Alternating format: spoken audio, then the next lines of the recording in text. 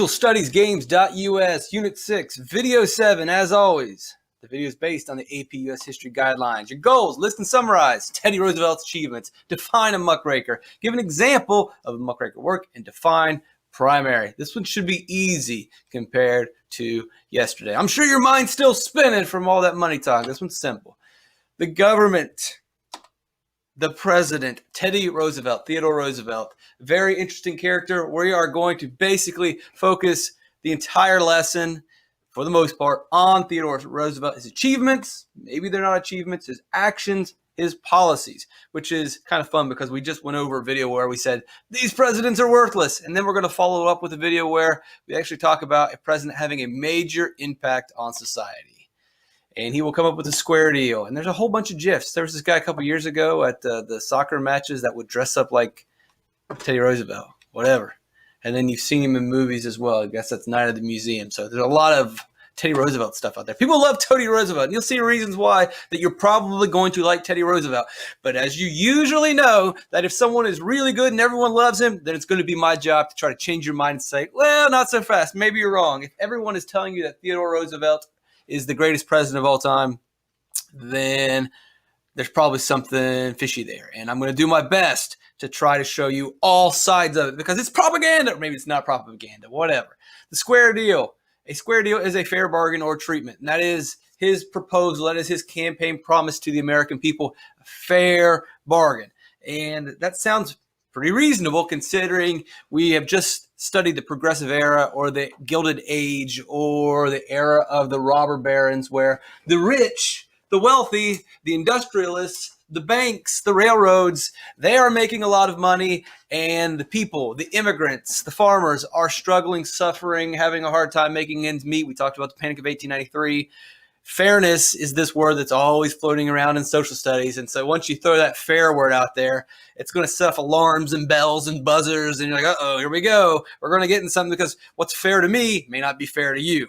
So who are we talking about? Fair to whom? We're talking mainly fair to the citizens. So the first thing that he does is he wants to protect the environment. This is kind of crazy. Today, well, even today, there's a lot of politicians that don't even care. It's not a big issue. They're not going to talk about it.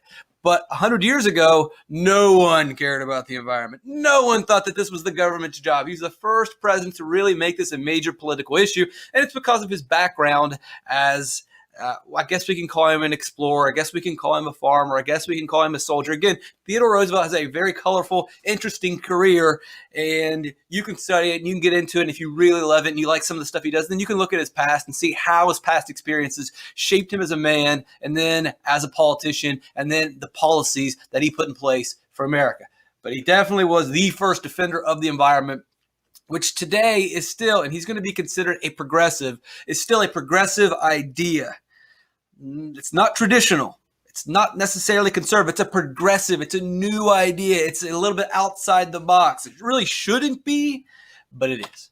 Number two, fair business practices. Okay, we're going to go back to this idea of, all right, they got the 8-hour workday, but obviously workers, laborers, they want more. It's still not that safe. They're not getting paid that much. There could always be more. And even for consumers, not just the people who are working, but for the people that are buying goods and purchasing goods, it should be fair for us. We shouldn't have to pay ridiculous, disgusting prices for goods. And his policy is the government has to protect the environment. Number two of the square deal, the government is going to need to make sure that business practices are fair. And number three goes right along with this. Fair consumer, protect the consumers and the labor. So really, fair business practices are really going to protect the consumers and the laborers. So that's pretty much like, why don't you just call it two, you know?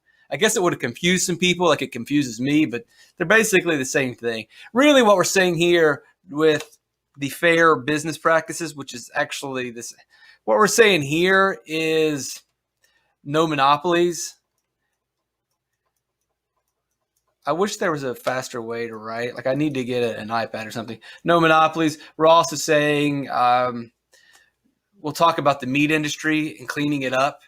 But then again, these fair business practices are directly related to the consumer and to labor. So I don't know. We'll just consider them different bullet points. Whatever. A progressive. What is a progressive? Well, here is this definition has probably changed a little bit since I originally created this PowerPoint 4 years ago. But a progressive favors social reform, and that's still pretty constant, or new, most often liberal in the truest sense. And when we say liberal, we're kind of meaning open to new ideas, open to change. We're not really saying Democrat, but although Democrats are often lumped in with liberals, but really what we're talking about is social reform or change.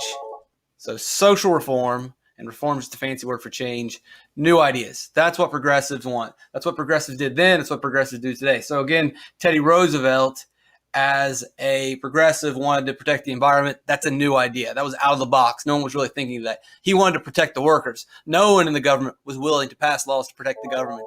No one was willing to pass laws to protect or to shut down business. Those are very progressive ideas. And today you have politicians that are progressive as well. Obama could be considered a progressive in some of his views, although I don't think I would still consider him a progressive anymore. Maybe in that he tried to tackle the healthcare industry, although he never really did it. But one of the interesting thing here is a progressive can be a Democrat or a Republican. More often today, your progressives are going to be Democrats, but Roosevelt was a Republican. He was a conservative with progressive ideas, I suppose. You can really, we're not saying it has to be on the left or on the right. It's simply someone who favors social change or new ideas that we're not talking about. That is a progressive. You may be a progressive. So here are the parks. I mean, that's a lot. That's a lot of land that we take for granted. Look at all these parks throughout the country, and we owe all of that to Mr. Roosevelt. He set aside all this land. Before Roosevelt and his progressive ideas, there wasn't land set aside. There wasn't land that was going to be protected. Still to this day, that land could have been plowed over. The trees could have been chopped down, and we can build a Starbucks or something. But Theodore Roosevelt realized that the government must get involved to protect the environment. Here's some examples and pictures of Mr. Roosevelt and the different parks that he led to. Devil's Tower. I mean, like right today, like if I wanted to come over here and I wanted to set up a Starbucks on top of Devil's Tower, I can't do it because the government will not allow me to do it, because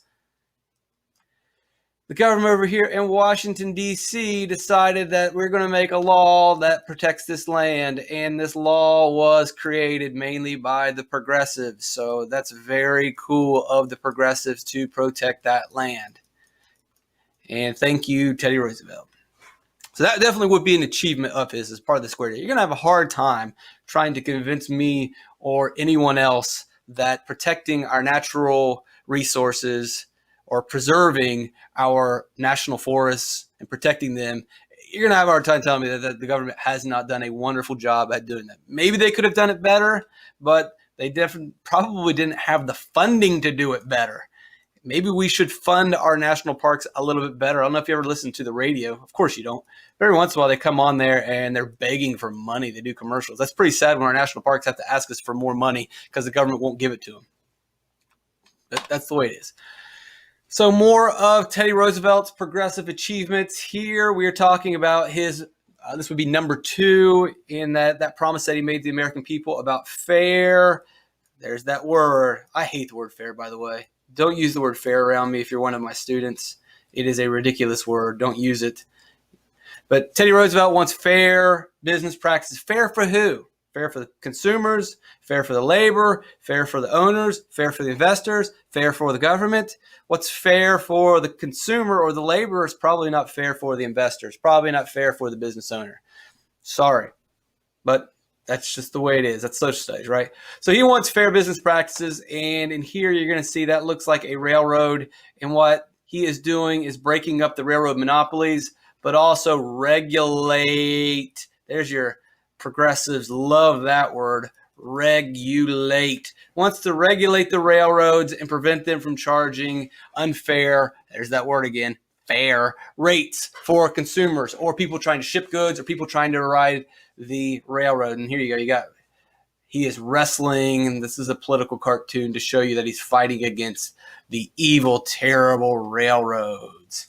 In this example, we have Roosevelt, and it's playing off of his legacy and his history as an outdoorsman and as a hunter. And here you see he has slayed the bad trust, which I believe this is a bear. I hope this is a bear. Sometimes I look at this and I think this is a monkey, which that's a mammal that we probably shouldn't kill. But I guess a bear, and these are baby bears too, but I guess that's because he is famous for saving the life of a bear, I believe. I'm not super familiar with all the stupid Teddy Roosevelt stories, but I believe he spared the life of a bear, and then they started selling this teddy bears. You may have heard of a teddy bear. Well, that's named after this guy right here. And so that's probably why they got the bear. But anyway, he kills this bear because it is a bad trust. What is a trust? A trust is a monopoly. What is a monopoly? We've talked about this before, but a monopoly is when you control all of one product. There is no competition. You own all of it. We talked about John D Rockefeller, not Nelson. I said Nelson in the video before. I apologize. But when you record these videos and you're just saying stuff, you make mistakes. It happens. I'm not infallible. Anyway, John D. Rockefeller had the Standard Oil monopoly, controlled basically 95% of the oil refineries in America. So if you wanted to refine your oil, you had to go to him. And that meant you had to pay his price, whatever he was asking, or else you couldn't get your oil refined. You could not he basically controlled the fuel supply. And then you had Carnegie, who had a monopoly of steel. And he had various other monopolies during this time. And so what Mr. Roosevelt is basically doing is saying, I'm going to shut these down. These are bad trusts. These hurt the consumers. He wants fair business practices, no more monopolies. And so he made sure he passed laws and enforced laws to make sure it happened. Now, you have some good trusts. We'll talk about those at another time. But those are government utilities most of the time, or government-based monopolies. But really what we're focusing on is shutting down the bad trusts. That is part of his square deal, which is kind of humorous because this progressive, Teddy Roosevelt, he ran a business, check, it failed. So then he gets a job in the government and tells everyone else how to run their business. Wait a minute. You ran a business and you were terrible at it, so then you run off and get a job in the government so that you can tell me how to run my business? Wait a second. You don't know anything about business, dude. And we're talking about, he's mainly running Western farms and doing stuff out west with cattle and whatever it was. It failed. He was born rich, went to Harvard, went to Columbia University, became a lawyer, tried to go out west and run a business, tried to be an adventurer, fails. So then he just gets a job with the government and then tells other people how to run their business. This would be the argument against Teddy Roosevelt. And here, let me pull out the text here from Thomas Sowell on it. This is Teddy Roosevelt when he was nominated to run for the Progressive Party in 1912. So this is a little bit further into the future. And this is what he was quoted saying when he was nominated by that party. Whenever in any business, the prosperity of the businessman is obtained by lowering the wages of the workmen and charging an excessive price to the consumers, we wish to interfere and stop such practices. And that's exactly right in line with the square deal, right? He wants fair practices. He wants to help the consumer and the laborer and tell business how to run their business. Well, that's interesting, Sowell writes, by saying, in other words, he, the third-party observer, usually without any business experience, like Theodore Roosevelt, with no successful business experience, can somehow determine what prices are excessive and what wages are too low, and make their uninformed beliefs determine the law of the land. Isn't that funny? Without any business experience, without successful business experience, they know. He knows when wages are too low. How? He knows when prices are excessive. How? How do you know? Again, this goes back to the video before when all of a sudden we just assume that because someone is wealthy and someone is rich and they are successful, we gotta be haters. What is the deal? Look, they're rich and they're wealthy. They must be up to something. They're doing something wrong. It's probably because they're cheating their employees. Is it? I mean, so I look at every business in America. When I see guys that are successful, they're all cheating their employees. And they're all sticking it to the consumer. Every one of them. Well, if everyone was sticking it to if someone's sticking it to the consumer, me, if I feel like I go somewhere and they're charging me too much, I stop going there. And eventually they'll go out of business or they'll lower their prices. Funny how that works. If there's a couple pizza places I feel like, your price isn't, I think I'm paying too much. I'm not coming back. And if enough of us believe that, then it probably is true. It's not just my crazy idea because I'm